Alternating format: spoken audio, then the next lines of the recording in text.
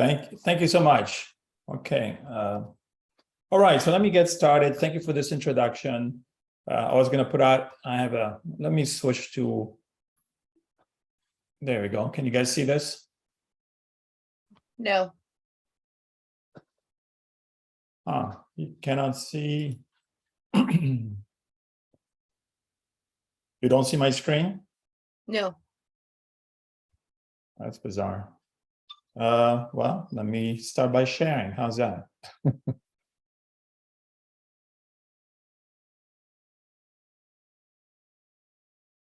All right, can you see it now? We can see the whole thing. There we go. All right, very good. So again, thanks for the intro. I had a quick slide here on us, and I think the introduction that you made kind of says what we do. But one thing just to share our vision with you is we're on a mission and a vision to fix the problem with a shortage of technicians. So we're building a platform to bring everyone to one place, because right now the industry is extremely fragmented. And if you want to go and hire and find someone to hire, you have to look all over the place, which is insane. It's a huge task, takes a lot of time. So we're trying to bring everyone to one place by giving these automotive workers, technicians, advisors, the tools that they use on a day-to-day basis on a lot of different platforms. So just to give you a sneak preview, next week we're going to be announcing a technical forum dedicated to technicians, basically, primarily. And there's going to be a free platform. And the idea is to bring them all to our platform and give them the things that we see them do on Facebook and various social media platforms. So that's a little bit about ourselves. And this is kind of gives you a little preview. Another thing that we're doing for automotive businesses is that we want to help the businesses that truly take good care of their employees stand out from the crowd. And this is why we created a program called the Mechanics Marketplace Best Workplace. Again, this is a free program. Anyone can join. You have to meet certain qualifications to be part of this. This is how you stand out. But once you do that, we market you as a best workplace. So this helps you. It helps from a recruiting standpoint, also helps from a marketing standpoint in terms of search engine optimization, customers finding you, because it's going to rank you higher than some of the other businesses that are not best workplaces. So let's jump into the topic here. And I'd love this to be interactive. So please, if you have questions, raise them, ask me, even if it's in the middle of the conversation. I'll keep an eye. You may want to send, I turned up the chat. So if you want to send messages through the chat, I'll keep an eye on that. And I'll try to answer them throughout. But the key is to try to make it very beneficial for you and interactive. So I want to start with a quick survey. Would you hire a job hopper? So you can answer in the comment section, yes, no, or maybe.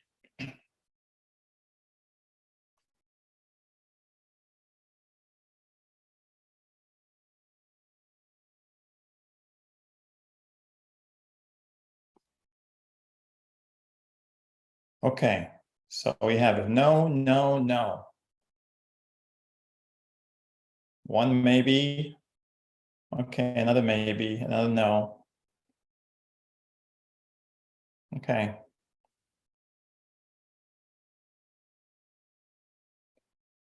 All right, so there's 2, 3, 4 maybes, and 1, 2, 3, 4, 5 no's. Okay. So the statistic is 40% of these technicians are good technicians. So we'll talk about why people job hop, and there are many, many reasons. I mean, we talk to them, we ask those questions because it's very intriguing. And again, you have technicians that aren't good, they get fired from wherever they go, they have personal problems, they don't have the right skills, and they're job hopping. And obviously these you don't want to hire. But there are some, those of you who said maybe, that would be my preference, is to not reject them right away. Try to find out why. Look for what is their motivation? Why are they changing jobs? So, and sometimes you can uncover some good talent, some good people. Some people had, a past, they had personal problems, they've recovered, or people can tell me, hey, I was young and I didn't know what I wanted, and I kept on changing jobs, but now I'm looking for a place to build a career. I want to be someplace for a long time. And they made the mistakes on the behalf of other shops, so maybe it's worth you taking a chance on this person because you can help them with their career, and that's probably your business could be the place where they can spend a long time. All right, so let's go to why employees leave on their own. We ask the question all the time to kind of feel them out, right? What motivates you? So the number one answer is people want more money, right? So that's predominant, and we'll talk about this more specifically later on. How do we address that? What's behind the wanting more money? So we'll get into the details of that. Second is they disagree with their owner or coworkers. They're not a good culture fit. That's what we put them in that category. Whether for you or for them, somehow there's no good blend. And that could be remedied. The money can be remedied. We'll talk about this. And this is a matter of doing a good screening and interview. So if you interview properly, you're not going to have problem employees, problem that leave because they don't like you don't like them. That could be addressed. They're not given what was promised. There are a lot of empty promises out there.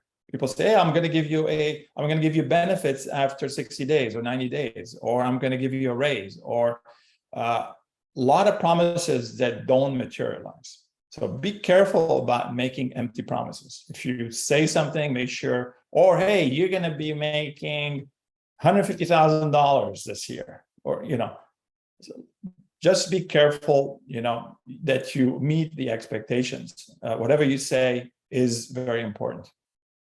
They're not learning. They don't see any career growth. So that's another thing you can influence. We'll talk about training later on. No health or retirement benefits. Another reason. Bad physical environment. Shop is dirty. Equipment is broken. Don't work well. They don't have the right lifts. It's too hot. It's too cold. So people leave for these reasons. And then what I call the things that you have no influence on, you can't do anything about, are people that are the commute thing you can somewhat anticipate. If someone is commuting from very far away, coming to work, even when you hire them, you got to ask them, are you planning on moving closer? And if they say no, then that's going to be a problem because people can drive so far for so long. If they have an hour commute each way every day, that's going to be a problem. How long is this person going to do this? Yeah, they may be able to do it for a year, but at some point they're going to get tired of it. So that's a red flag for you. Now, things you don't have any control over, relocation, of course, for personal reason, they're leaving the area, they're retiring, these things you cannot control. But I would say out of all of the reasons, 85% of the reasons that people leave you have control over. You can influence these things, you can prevent these things from happening. So it's all up to you. And this is what we're going to talk about today.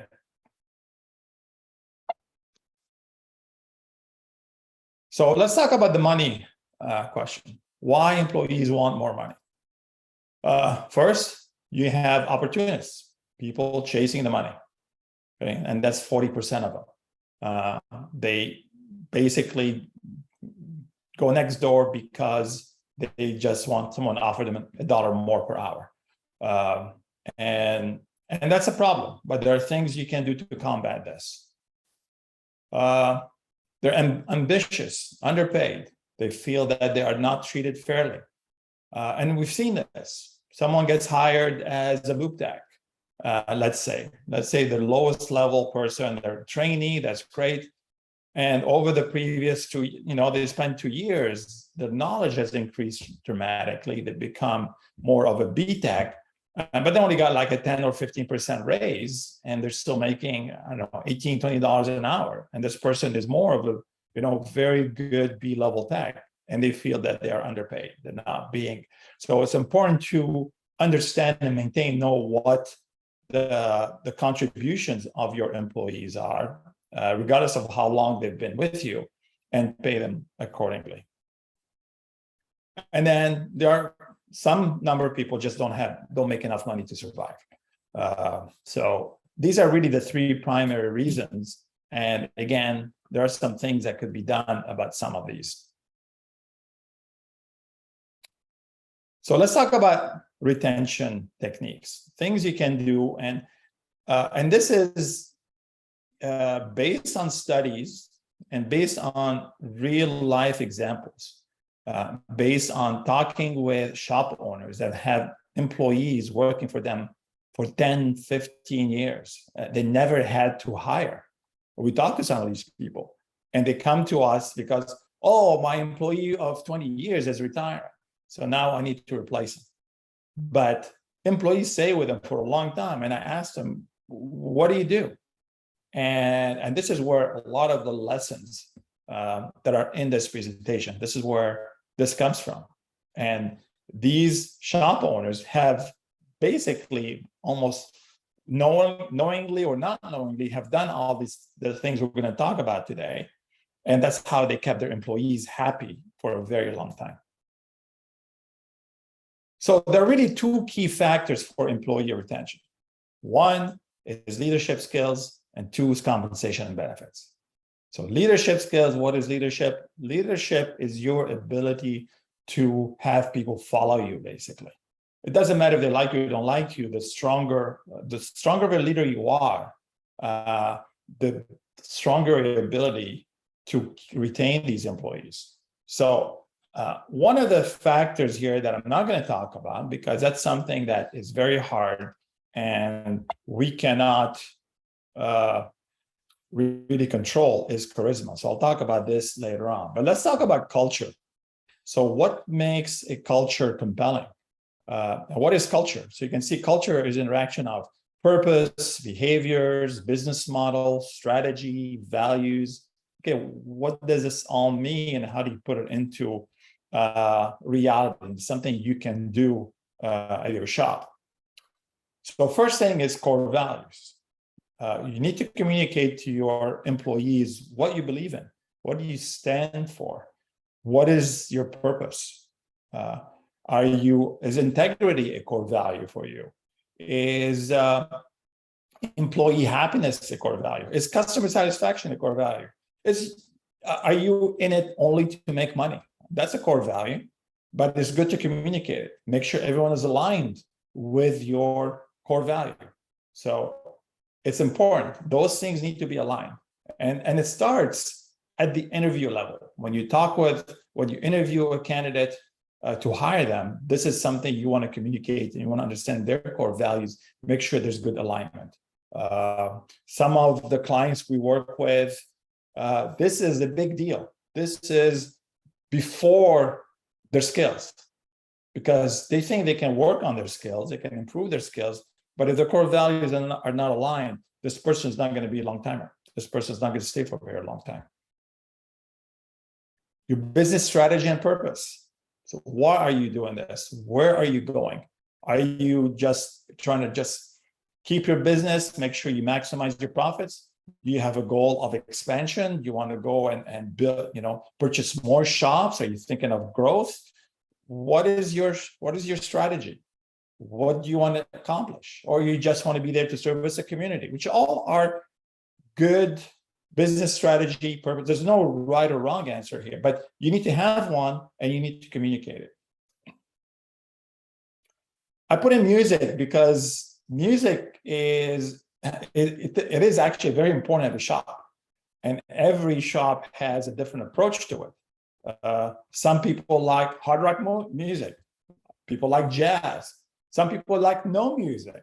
And it's important to kind of understand what people like. It's not just what the owner likes. It's kind of what the employees like. And if the tastes are vary widely, then maybe say, okay, everyone brings in their own headphones or whatever, work on their own, which is kind of not the ideal, because now everyone is you don't have it, you lose the team effort and the communication.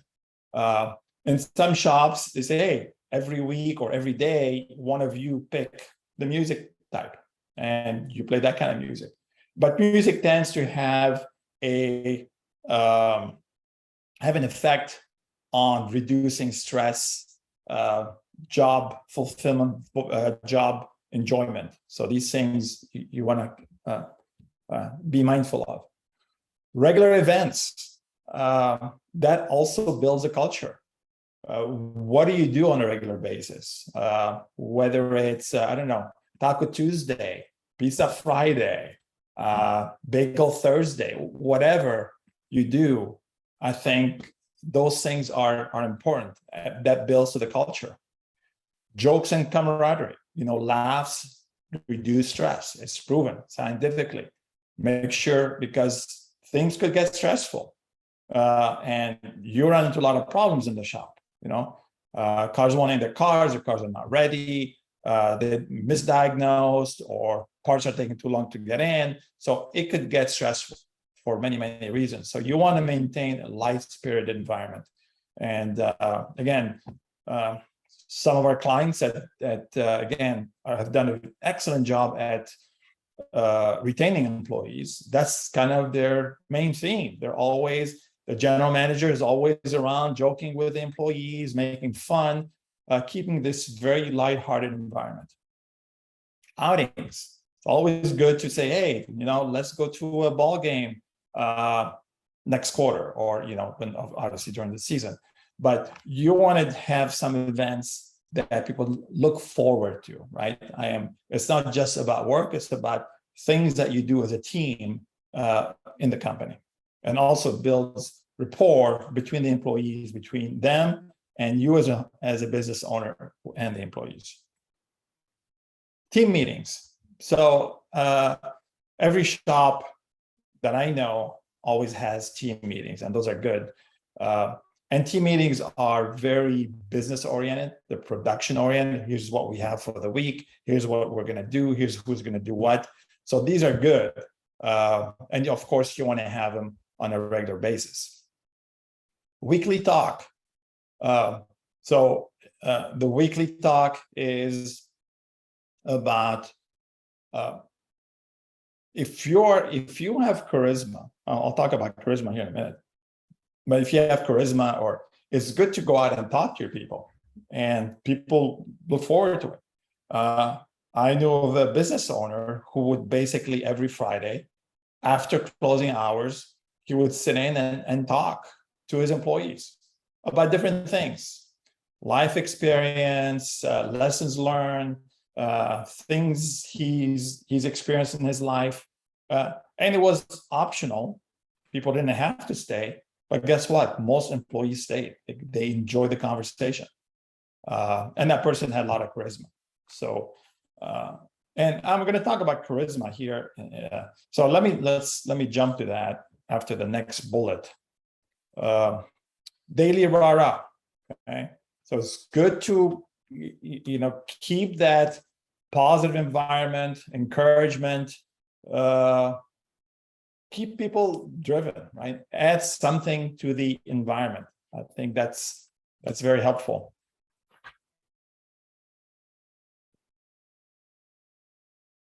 So charisma is something that you either have it or you don't. Most of us don't have it. That's the reality, and there's not much you can do about it, right? And I'll give an example of Apple Computer, right? Apple, Steve Jobs had tremendous charisma. People followed them everywhere, yet a lot of people hated him. He was not a nice guy, but he had that amazing charisma that got people to follow him. and then if you look at Tim Cook, the current CEO, doesn't have a lot of charisma, but a lot of people respect him. They like him. He's a nice guy. He's very smart. They both are very smart, but he doesn't have that same charisma. So what I'm trying to say, charisma is not necessary to be a strong leader, but obviously it helps you a lot if you have it.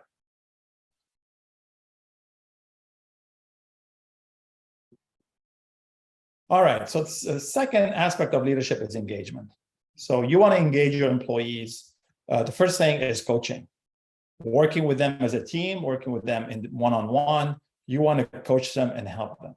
That's the only way they're going to grow. That's how they're going to see your value, the value of your business, working at your business, see that they are improving. And there's coaching and scolding, which is the other extreme. And you don't want to be scolded. I've seen this. Business owners basically scolding their employees, and you don't want to go there. Praise, positive reinforcement. That's very helpful. Keeps a positive environment, and employees feel appreciated. Even if they have a bad day, if they don't do things well, hey, say thank you at the end of the day. Thank you for what you've done. I know you had a very tough day. Appreciate all your effort. And that actually makes them feel better.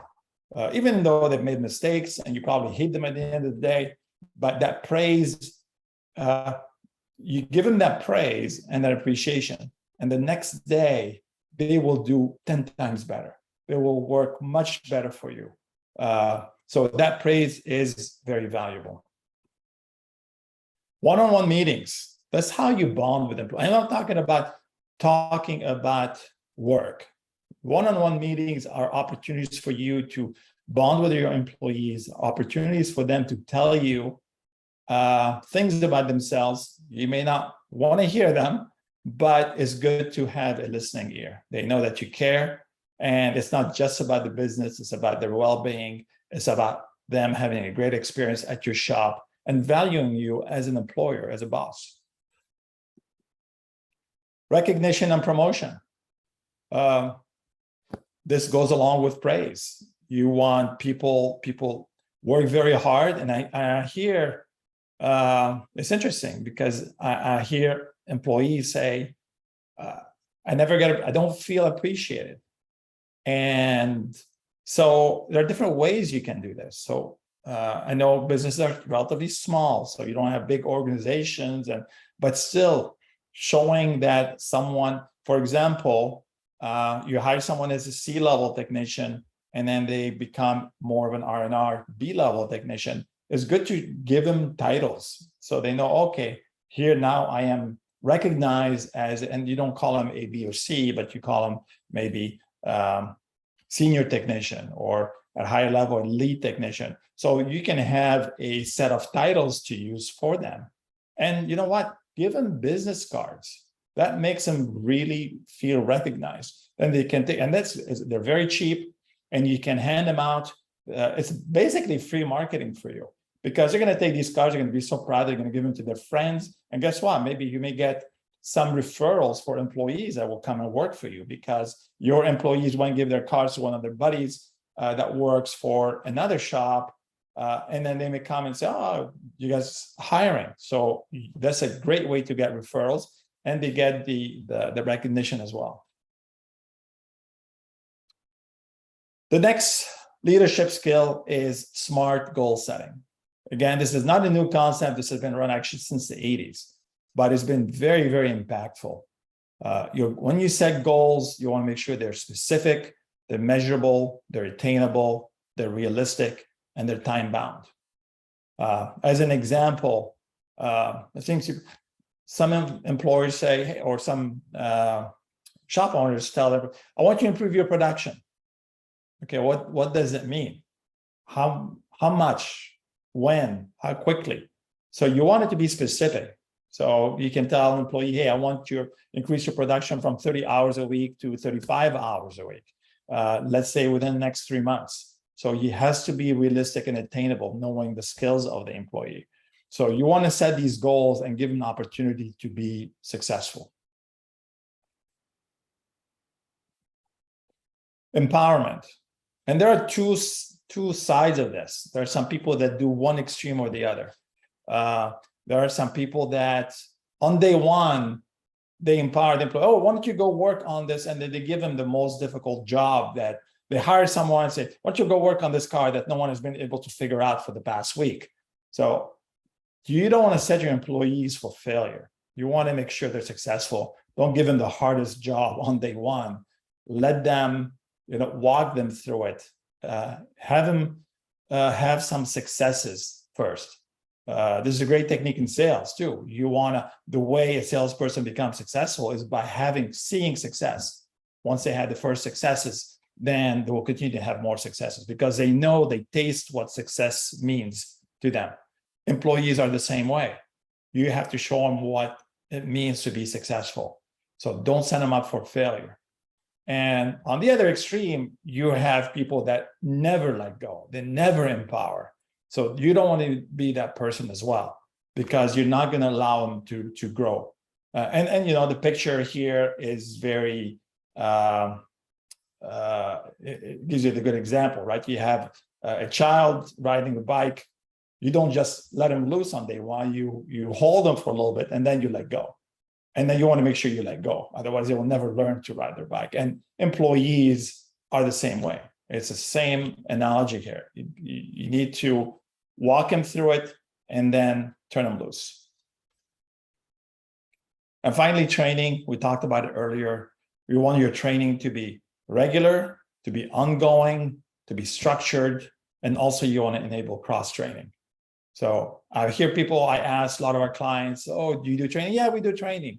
So, okay, how often? Well, whenever they have time, they go. That's not structured. That's basically giving them free will. And when you do this, they're not going to make time for it. Or they say, why don't you do it during your own? I have this class I want you to go to, but it's on Saturday and I'm not going to pay you for it. If you want them to do the training, pay them for their time. Not say, or have them do it during business hours so they get paid for it. They're being trained to become better employees for you. So you're going to be the beneficiary of this. Don't make it difficult for them.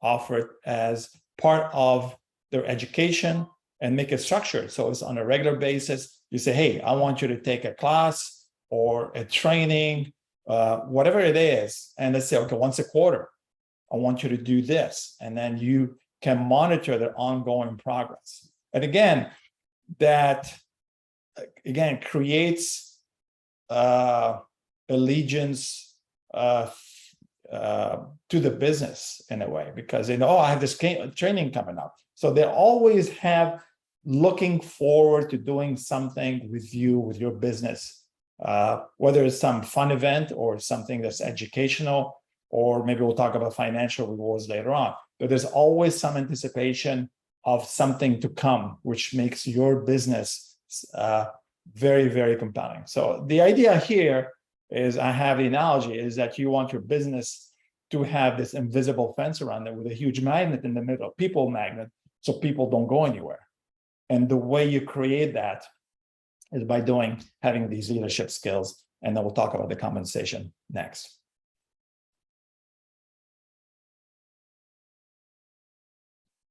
All right, so let's talk about compensation and benefits.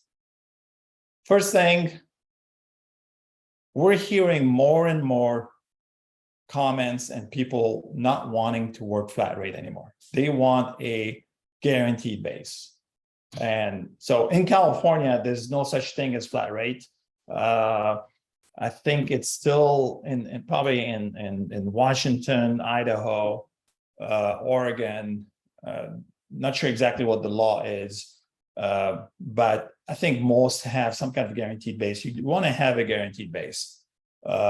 Some people just do hourly only, and that's not very good because it encourages complacency.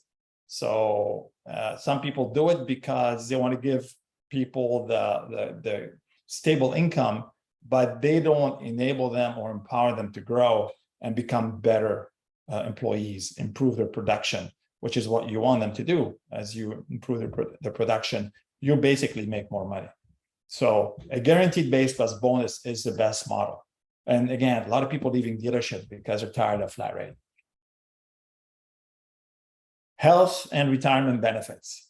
So, so you want those are two things that people are asking for. We talked about them before, and you have to have something offered for them. Now, one thing for health benefits, you want to have, if you don't have I hear this from shop owners saying, well, none of my current employees want health insurance. They have it through their spouses.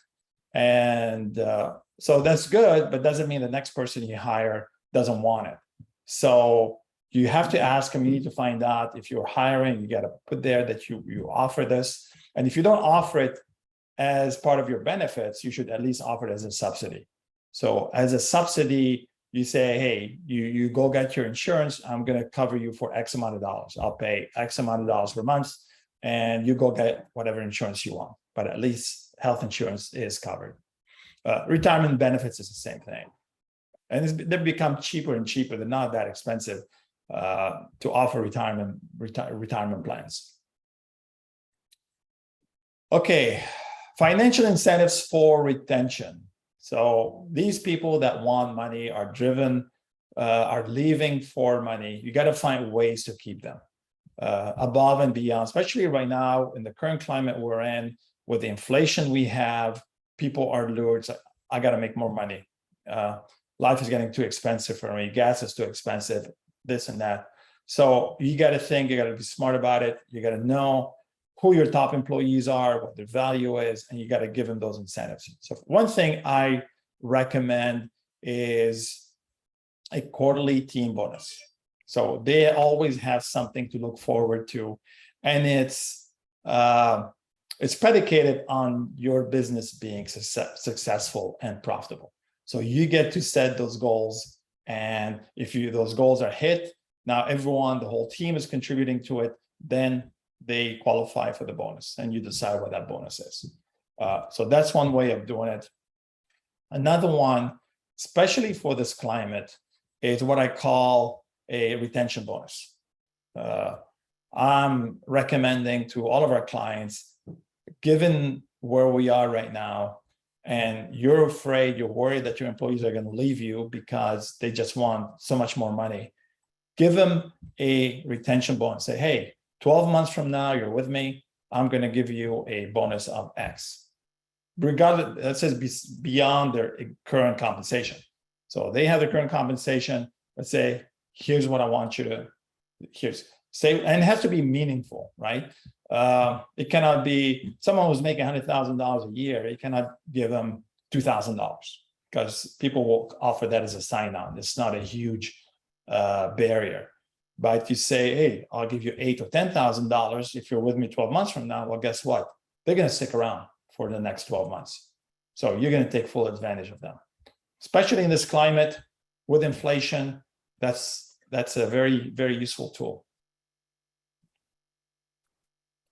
So to recap, 5 things on the leadership front: compelling culture, engagement, smart goal setting, empowerment, and training are what we talked about. On the compensation and benefits, give them a guaranteed base plus bonus, or if it's a service advisor, of course, it's a commission. Health benefits, retirement benefits, and give them either a quarterly team bonus or retention bonus. I wouldn't recommend both. I think that would be overkill, but one or the other would be very beneficial. So all this is not worth anything except for the entertainment value if you don't do what follows: a smart action plan. So many of these things I'm sure you're doing, which is great. And then you need to sit down and say, what am I doing now on the leadership front? What am I doing in terms of compensation and benefits? What do I need to do to make sure that my current employees don't leave? And when am I going to implement these things? So this action plan is essential. Otherwise, whatever went into one ear is going to come out the other, and then you're going to leave here and and you're not getting a chance to really do anything about it. So put an action plan together. Today, tomorrow, after you read this, what you're going to do, and just go make it happen. And you'll see, you'll be like that shop owner I talked to you about that has employees that have been with them for more than 10 years. You'll have a plan to do the same. And this concludes my presentation. It's been very quiet. I haven't seen any comments or questions. So maybe now is about a time if you guys have questions or comments. Happy to hear them.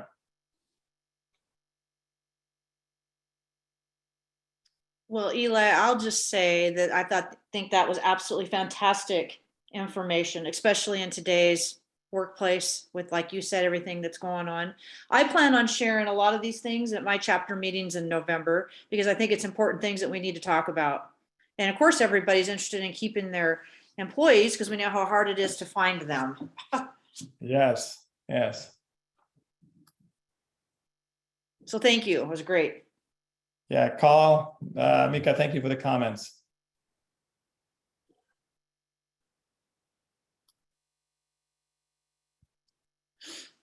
Thank you, Carissa. So again, my number is here. Feel free to reach out if I can be of any help. Any questions that come up later on, let me know. And I'll be here to help you.